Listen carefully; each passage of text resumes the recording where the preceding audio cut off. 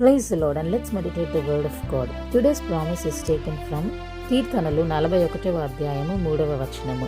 రోగశయ్య మీద యెహోవా వానిని ఆదరించును, రోగము కలుగగా నీవే వానిని స్వస్థపరచుదువు.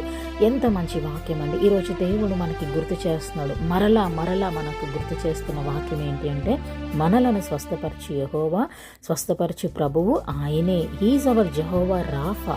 మరి పరలోకంలో వ్యాధి లేదు, దేవదూతలకి వ్యాధి లేదు, దేవుని యొద్ద వ్యాధి లేదు. కనుక మరి ఆయన స్వరూపమందు సృష్టించబడిన మనము కూడా ఎలాంటి వ్యాధిగ్రస్తులం కావుట దేవుని చిత్తం కాదు. అంతే కదా. మరి యేసు ప్రభు వారు ఆ విమెన్తో అంటారు, నీ విశ్వాసమే నిన్ను స్వస్థపరిచెను. కాబట్టి ఆ బిడ్డ విశ్వాసముతో దేవుని యొద్దకు వెళ్ళి దైవిక స్వస్థత పొందుకుంది. మన రక్షకుడైన క్రీస్తు వారి యొద్ద సమస్త వ్యాధులకు దైవిక స్వస్థత కలదు కాబట్టి, ఆరోగ్యం కలదు కాబట్టి, ఆయనకు తగిలిన దెబ్బల చేత మనకు స్వస్థత. మన ప్రభువు మనకి ఆరోగ్యమును కలుగు చేసే దేవుడు, మన గాయాలను మాన్పివేసే దేవుడు అని ఈరోజు మనకి వాక్యం జ్ఞాపకం చేస్తుంది, గుర్తు చేస్తుంది.